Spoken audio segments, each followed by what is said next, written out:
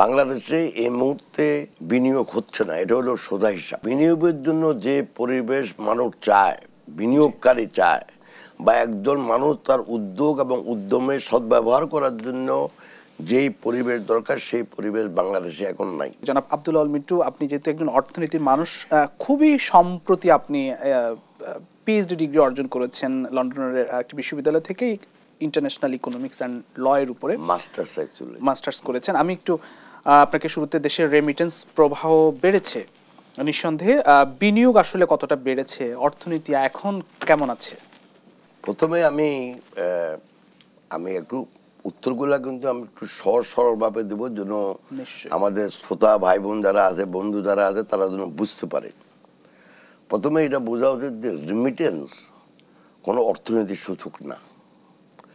Remittance আমরা যখন বিদেশের সাথে যখন আমাদের দায় স্থিতি বা আর্থিক দায় হিসাব করি, ওখানে দুটো অ্যাকাউন্ট আছে। একটা হলো কারেন্ট অ্যাকাউন্ট, চলতি হিসাব বলি, আর একটা হলো ফাইন্যান্সিয়াল বা আর্থিক হিসাব বলি।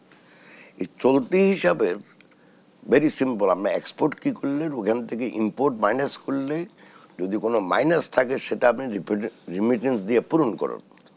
সো এটা কোনো অর্থনীতির সূচক না যে রিমিটেন্স বেশি আসলে, বাট এটার এফেক্ট যেটা হলো রিমিটেন্স বেশি আসলে কনজামশন বাড়ে। কারণ এটা তো পুরো টাকাটা তো বিভিন্ন ফ্যামিলি পাচ্ছে বাংলাদেশে, তো তাদের খরচটা বাড়ে। এখন যদি ওই টাকাটা না আসতো তাহলে খরচ করতো না, তাতে এটা দিয়ে জিডিপিতে ডাইরেক্টলি কিন্তু কনজামশন বাড়লে এটা সার্বিক উৎপাদন বাড়ে, এটার ভিতরে হিসাব করা হয়।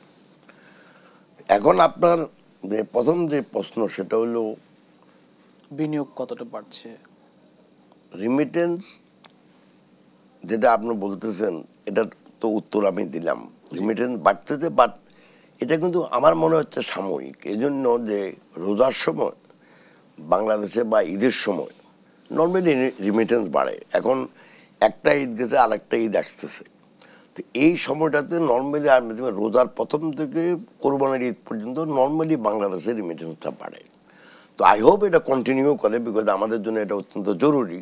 বিকজ আমাদের এক্সপোর্ট গ্রোথ ততটুকু হচ্ছে না ততটুকু আমরা চাই, এবং আমরা ইম্পোর্টও আমরা কমিয়ে দিচ্ছি বিকজ আমাদের ডলার সংকটের জন্য। তখন যদিও এই মুহূর্তে ডলার সংকট নাই। এখন বিনিয়োগের ব্যাপারটা সম্পূর্ণ আলাদা। বিনিয়োগ কিন্তু অর্থনীতির জিডিপির একটা মেইন অংশ।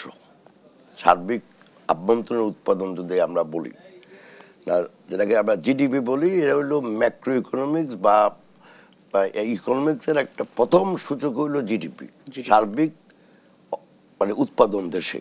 এর ভিতরে প্রথম যেটা হয় এটা হলো কনজাম্পশন, আমরা কত খরচ করি প্রাইভেট সেক্টর।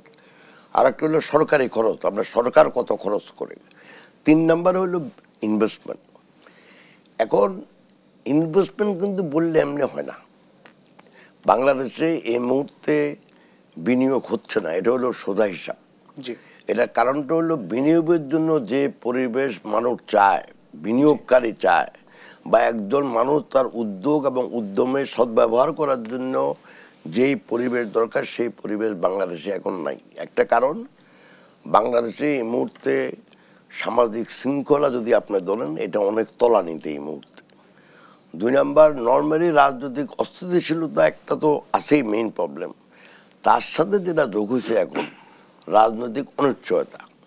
অনিশ্চয়তা বলতে যেটা আমি বুঝি এটা হলো সবাই খালি দিকে কখন ইলেকশন হবে, কখন ইলেকশন হবে, ইলেকশন হইলে কি হবে, ইলেকশন না হইলে কি হবে।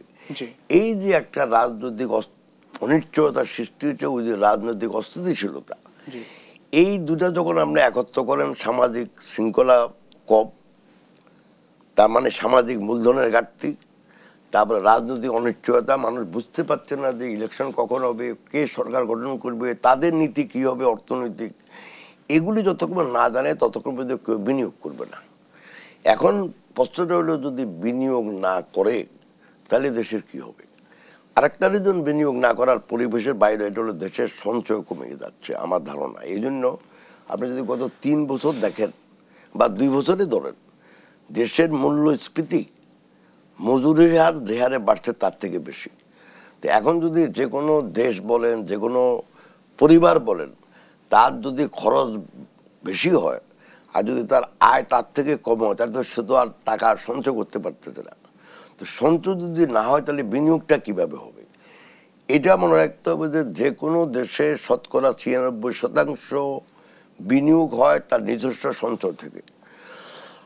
তো আমার কাছে মনে হয় এবং এটাই সত্যি যে বাংলাদেশে সঞ্চয় দিন দিন জিডিপির আনুপাতিক হারে কমে যাচ্ছে, যেটা আগে বেশি ছিল, যেটা প্রায় আমাদের ২৩-২৪% ছিল, এটা এখন আরো কমে গেছে। কেন কমছে? বিকজ ওই যে মজুরির মানে মূল্যস্ফীতির থেকে মজুরির কম। এখন আপনার যদি ব্যয় বেশি হয় আর আপনার যদি আয় কম হয় তাহলে আপনি কোত্থেকে সঞ্চয় করবেন? তো সঞ্চয় যদি না হয় তাহলে বিনিয়োগ হবে না, বিনিয়োগ না হলে দেশে কর্মসংস্থান হবে না, কর্মসংস্থান যদি না হয় তাহলে আবার সামাজিক শৃঙ্খলা বেড়ে যাবে, মানুষের ওভারঅল আয় কমে যাবে। তো এগুলি একটা বৃত্তকারে বদ্ধ, একটার সাথে একটা জড়িত। অতএব আমি মনে করি বাংলাদেশে যতক্ষণ রাজনৈতিক অনিশ্চয়তা থাকবে, যতক্ষণ অস্থিতিশীলতা থাকবে, ততক্ষণ বিনিয়োগ হবে না। যে যাই বলুক বলতে পারে, কিন্তু আসলে বিনিয়োগ বৃদ্ধি পাবে না।